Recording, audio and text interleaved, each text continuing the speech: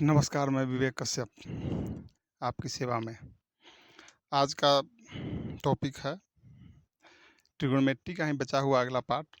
Trigonometry में हम लोग जब पहले पढ़े थे उसमें से कुछ चीज़ बच गया था। जैसे हम लोग पढ़े थे कि ट्रिपलेट पढ़े थे। तो इसी ट्रिपलेट में कि कुछ महत्वपूर्ण ट्रिपलेट ऐसा है जिसको याद रखने की ज़रूरत है, ताकि आगे प्रश्न बनाने में हर बार उसका वैल्यू निकालने की ज़रूरत ना पड़े। ठीक है, तो उसको पहले लिख लेते हैं। 3, 4, 5, 5, 12, 13। ठीक है, 3, 4, 5, 5, 12, 13, 7, 24, 25, 9, 40, 41। इसके बाद में हो जाएगा 9 के बाद होता है 11, 60, 61। इसके बाद में हो जाएगा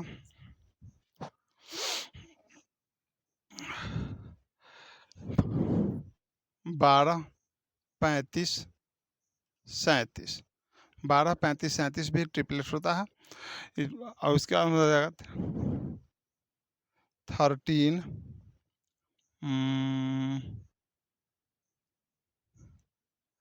89, 85 भी होगा सर।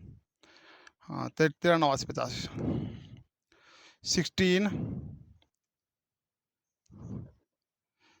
63, 65। ठीक है, 16, 63, 65। उसके बाद हो जाएगा 20, 21, 29, 20, 21, 29। उसके बाद हो जाएगा 28, 45, 28, 45, 53, 53। उसके बाद में हो जाएगा आपसे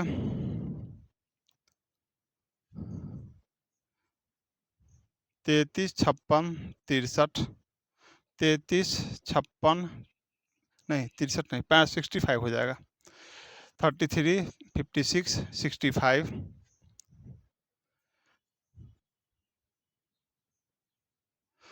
37, 77, 85,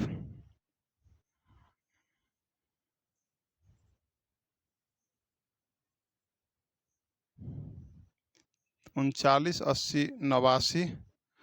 उसके बाद में हो जाएगा आपको 39, 80, 89 के बाद में हो जाएगा 48, 55, 48, 55 और 73। इसके बाद में हो जाएगा आपको 65, 72, 97। इसके बाद में हो जाएगा 20, 99, 101।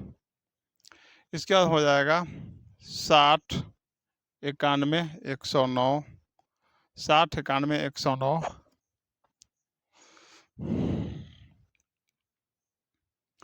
उसका हो जाएगा 15, 112, 15, 112 और 113। इसके बाद में हो जाएगा 44, 117, 44, 117, 125। इसके बाद में हो जाएगा 88, 105, 173, 173, 137। 88, 105, 137। उसका हो जाएगा 17, 144 और 145।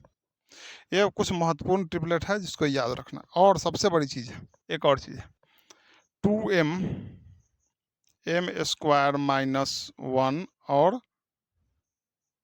m² +1। ये इस ट्रिपलेट का यूज बहुत ज़्यादा होता है। एक बार देख लीजिए उसको।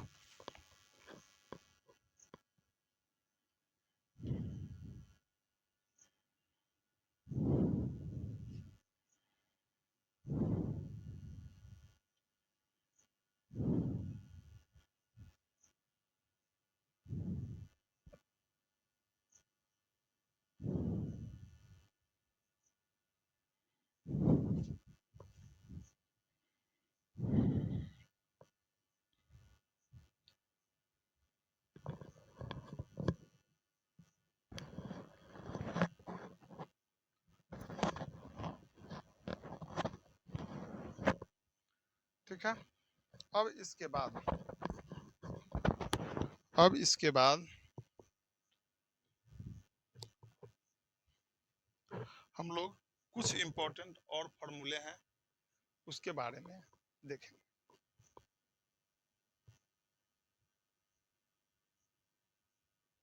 अच्छा, एक चीज बताइए, इसमें सबसे बड़ी चीज, एक चीज ध्यान दीजिए, कोऑर्डिनेट ज्योमेट्री टू जो होता है 2 डायमेंशन, उसमें हम लोग बात करते हैं किसकी? क्वाड्रेंट की। किसकी बात करते हैं? क्वाड्रेंट की।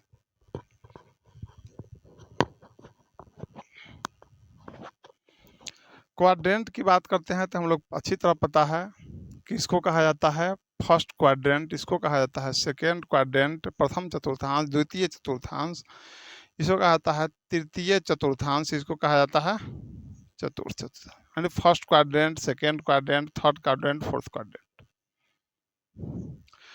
अब एक चीज है,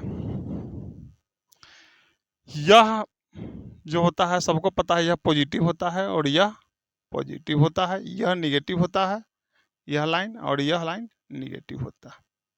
ठीक है, जान लीजिए अगर यह फर्स्ट क्वाड्रेंट अगर यह है तो इसका जो वैल्यू होगा वह होगा यहाँ 0 डिग्री तो यहाँ 90 डिग्री, यानी यह 0 से 90 डिग्री के बीच में आएगा।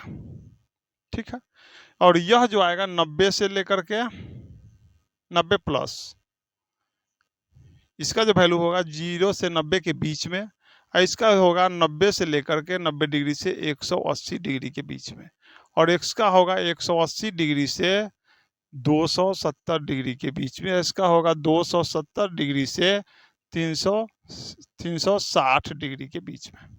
ठीक है, ये बात क्लियर है?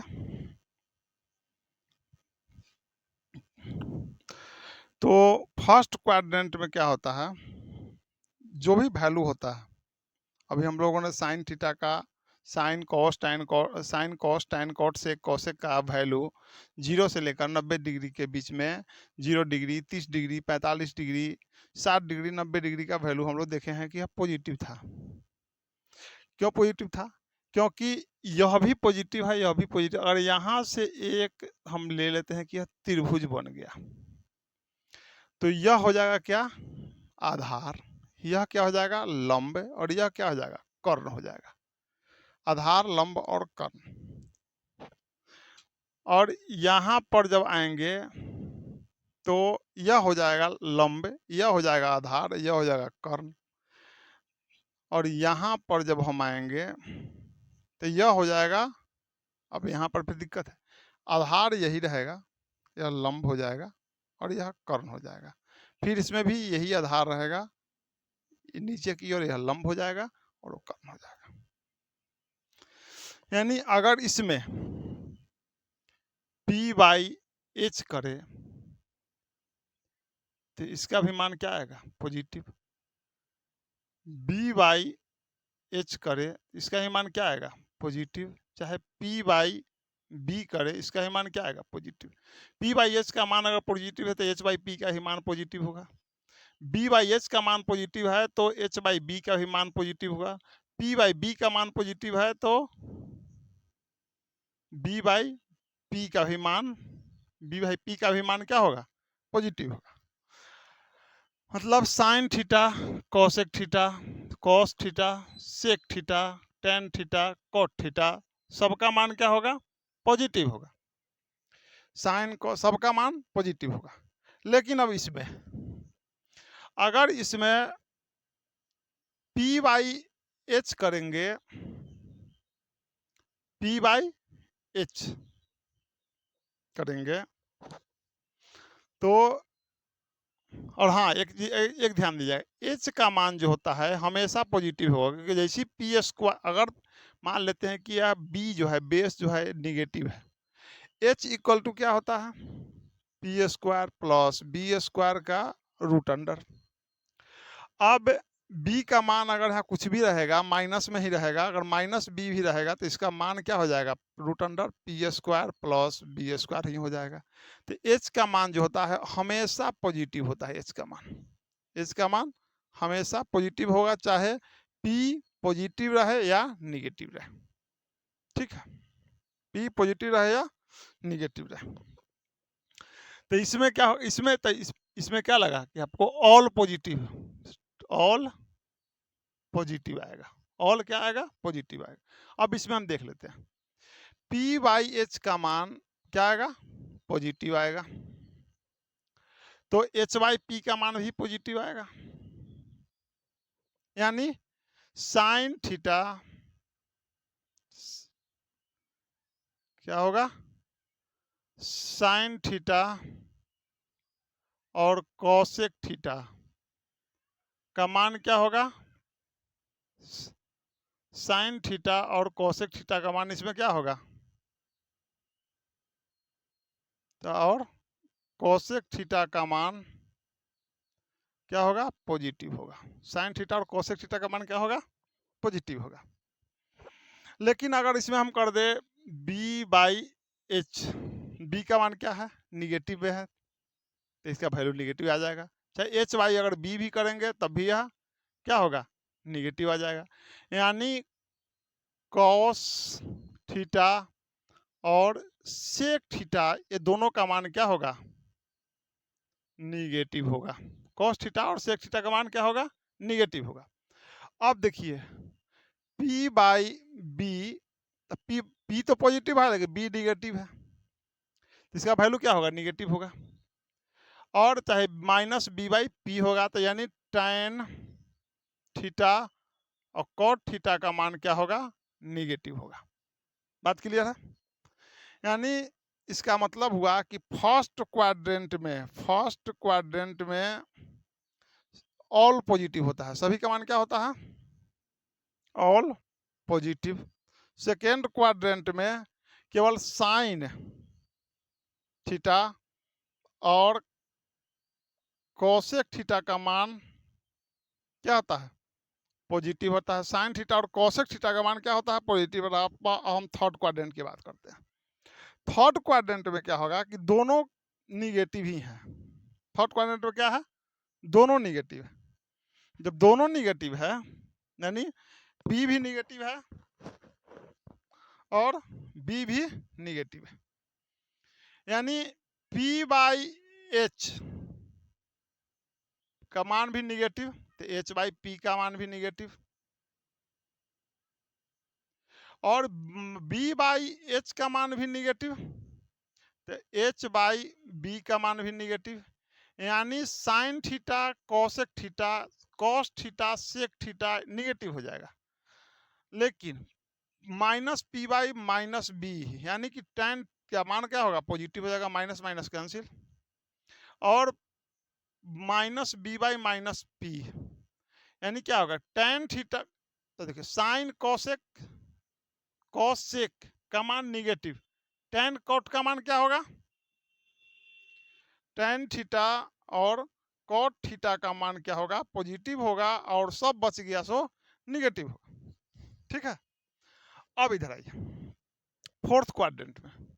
फोर्थ क्वाड्रेंट में क्या होगा कि अगर हम P बाई एच की बात करेंगे तो इसमें P जो है निगेटिव है, H पॉजिटिव है, इसका मान क्या होगा, निगेटिव। यानी तो एच बाई पी जो है मतलब का मान भी निगेटिव हो जाएगा, क्योंकि यानी इसका मतलब साइन थीटा कॉसेक थीटा का मान निगेटिव हो जाएगा। और लेकिन हाँ बी बाई एच, बी हो गया यह बेस, बी बाई एच का मान पॉजिटिव हो गया, बी बाई एच का मान पॉजिटिव हो जाएगा। और तो एच बाई बी का मान भी पॉजिटिव हो जाएगा, एच बाई बी का मान भी पॉजिटिव हो जाएगा। और P बाई तो कॉस थीटा और सेक थीटा ये दोनों का मान क्या होगा, पॉजिटिव होगा। कॉस थीटा और सेक थीटा दोनों का मान क्या होगा, पॉजिटिव होगा। यानी फोर्थ क्वाड्रेंट में कॉस थीटा और सेक थीटा दोनों का मान जो होगा क्या होगा, पॉजिटिव होगा। लेकिन हाँ P बाई बी, P तो पॉजिटिव है, B निगेटिव है, इसका मान निगेटिव, चाहे B by P, B negative हो गया नहीं,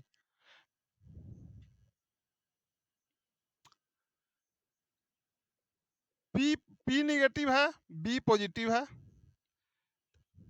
P निगेटिव B, तो यानी tan cot का भी मान क्या होगा, tan थीटा और cot थीटा दोनों का मान भी निगेटिव होगा। तो फर्स्ट क्वाड्रेंट में क्या देखें, सभी पॉजिटिव होंगे। सेकेंड क्वाड्रेंट में होगा साइन थीटा कोसेक थीटा का मान positive. Third quadrant tan theta और cot थीटा का मान पॉजिटिव। फोर्थ क्वाड्रेंट में cos थीटा और sec थीटा का मान पॉजिटिव। ठीक है, इतना का मान पॉजिटिव हो जाएगा। अगर तो इसी से फॉर्मूला बनता है, क्या बनता है, sine 90 minus theta, sine 90 minus theta बराबर cos theta. Sine 90 minus theta वाला क्या हो जाएगा, cos थीटा। तो इस तरह इसके फार्मूले के बारे में हम अगले वीडियो में देखेंगे। ठीक है, तब तक के लिए इतना ही। यह बिल्कुल समझने के लिए है, बहुत बढ़िया चीज़ है, इसको देखिएगा, समझिएगा, बहुत फायदा करेगा। धन्यवाद।